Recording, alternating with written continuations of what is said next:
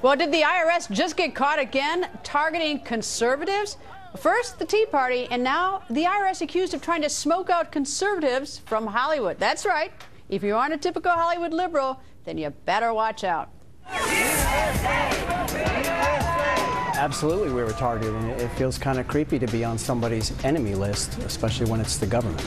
They've got a rogue agency over there that they knew nothing about that's got 100,000 employees. I will not tolerate this kind of behavior in any agency, but especially in the IRS. My question is, who's going to jail over this scandal? And to find out that they are not going to press any charges and they're saying nothing's wrong is outrageous. And in just minutes, a high-profile Hollywood insider who says the IRS has targeted him is here to go on the record. But first, our political panel. The Weekly Standard's Steve Hayes, the Cook Political Report's Amy Walter, and the Hill's A.B. Stoddard. Steve, first of all, what is going on with this?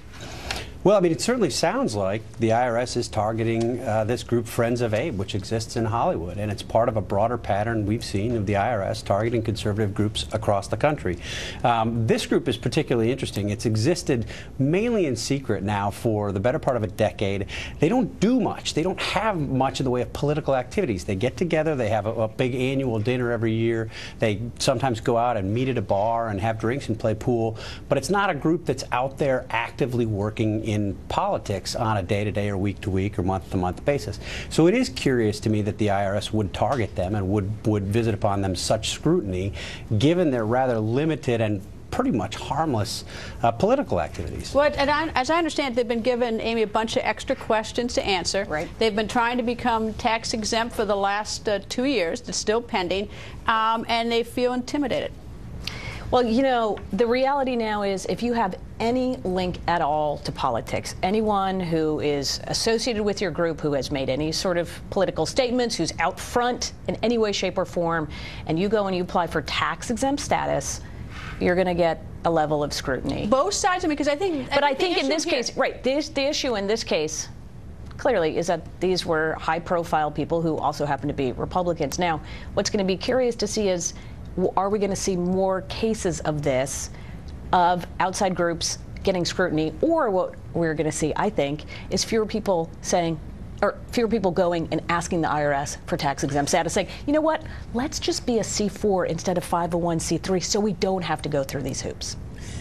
Well, I actually agree. I think that just because like-minded people want to hang out together and have good speakers come, they shouldn't be exempt from taxation. I mean, I think that, you know, given the fact that we are in a state of tremendous debt, I think the entire tax exemption system that we have and all of the specifics of it should be heavily scrutinized. That said, one group should not be more scrutinized than the other if they're under the same designation in the code. Right now, there are rules that the Wall Street Journal reported on late last week, that were written in November, new rules designed to curtail even further any kind of political activity that these 501c3 groups can do, and that it was kept very quiet, but the administration has made sure through these new rules that they're going to get to do less than they even did before. Is it political to invite Herman Cain to your dinner like Friends of Abe did to hear him speak? No, it's not.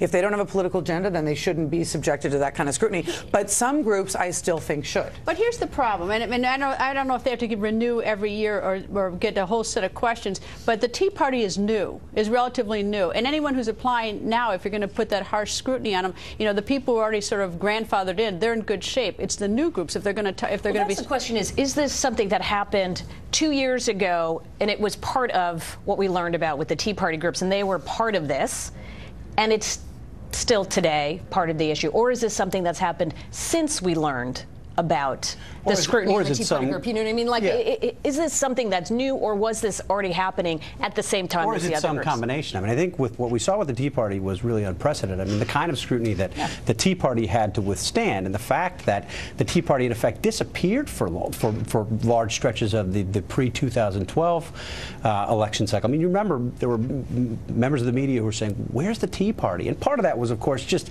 you know, the energy of that kind of a movement dies down or subsides a little bit. But part of it, I think, was answered by the fact that they didn't get their status that they had been seeking. And when you had the Tea Party leaders appear before Congress and they were asked this question, they said basically, we were rendered dormant for that time period, which is a huge problem. Nobody's not spending money. There's not less money in politics now because of what's been happening with the IRS. But here's the sort of the secret way you can really be awful for the IRS and something like the Tea Party or a conservative group or any group, a liberal group, whatever, is you don't make a decision. You simply keep sending questions because without a decision, you can't appeal to the next level. And things don't have to take 2 years to go through to figure out whether or not something is tax exempt now. And that's the one thing I've never seen anyone really sort of hone in and look at. You know, was there an unduly was there a length of time that was imposed on certain groups that other groups got a swifter road? Yeah, I think there's no question that that was the case, particularly with the original wave of scrutiny that the Tea Party groups had to withstand. But there's another problem. Unions are not subject to the same rules. Unions are 501c5. They play by an entirely different set of rules. So when you, in effect, redefine politics to broaden the scope, and you use it to look particularly at conservative groups, but a wide variety of these tax-exempt groups, but you don't subject unions to the same scrutiny, to the same rules, that's a built-in problem. It's baked in. But then that goes back to where, I mean, you've got to do everybody if you're going to make everyone. Right. And not only is Steve right that the unions are in a different designation under the code, but obviously everyone who's under the same one needs to be held to the same standard of scrutiny. My argument is just that, you know, in the state we are with our budget situation, we're not to be just exempting people willy-nilly because they like to get together let's revoke once in a while. But then to make a level playing field, let's revoke everybody else on, you know, who's already got it. You know, we've got to do that too. Right. I think the American people really have a very small understanding of how many groups are actually getting exempt from taxation, and I think they wouldn't like it if they knew it. All right, panel, stay with us because we have much more to talk to you about. But right now, the Friends of Abe protects its members' identities, fearing the members will be blacklisted in liberal Hollywood. But a few members of the conservative group have gone public, including movie writer and producer Lionel Chetwynd. He joins us. Nice to see you, sir. Good to see you, Greta. Pleased to be here. All right. So, Friends of Abe, I know you're not going to tell me who are the members, but let me ask you first. I mean, are they really fearful they will be blacklisted if they are named as members of this sort of loosely conservative group, this loosely gathered group? Many are. I mean, a lot of it depends on what stage of your career that you're at. Hollywood operates less with a blacklist than as a whitelist. And a career in Hollywood, to build it, requires getting yourself positioned so that you're perceived as someone who can be useful, who's employable, who's sort of part of the scene, who belongs. And one of the easy ways to do that is to be politically active, particularly on the left. In fact, only on the left. Beginning in the 60s, I suppose, but with increasing vigor, you know, personal politics became very much a part of the fabric of Hollywood, and the part of our life and the part of the way we meet. And if you're not there, if you're not one of them, then you're not one of them. And yeah, that's going to hurt you. It's going to hurt you in terms of awareness, and you have to climb up above that. And it's not easy. No. All right. Is Friends of Abe's being unfairly targeted by the IRS, and how do you know that? Well, I don't think we want to start a war with the IRS. We send them care packages. No. We applied for tax-exempt status out of a community in which these things are, again, part of the tapestry. People for the American Way, Norman Lear's group has about 4 of these organizations. They sprout up all over the place. They're constantly raising money. They're constantly active.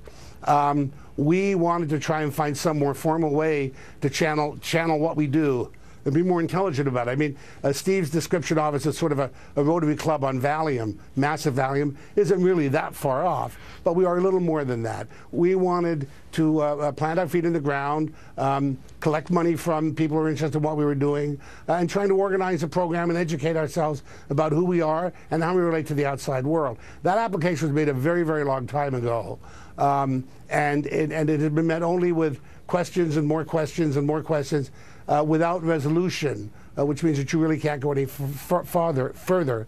And so one would have to feel that we're not a very high priority, whereas we've seen other organizations in town of a different point of view get through the process much more quickly. So, I mean, I guess the conclusion is you feel that because of your political leanings, that your group, because it's more conservative, is discriminated against in favor of perhaps a more left-leaning group in Hollywood. Is that a fair statement? Well, the questions are, we know that there was a lookout list, right? We know that, be on the lookout for. And that people who ended up on that list were treated to a much more dilatory process than those who weren't. We've been at this over 2 years, and it's you know, nobody wants to sit on Fox News and denounce the IRS, at least I don't in any event. Particularly in this community, we're very vulnerable because almost everyone here is an independent contractor, and therefore we all, so everyone's a walking S corporation. But I think it's fair to say that we have been subjected to a scrutiny that goes beyond what might be reasonably expected. Yeah, by far. Lionel, thank you for joining us. My pleasure.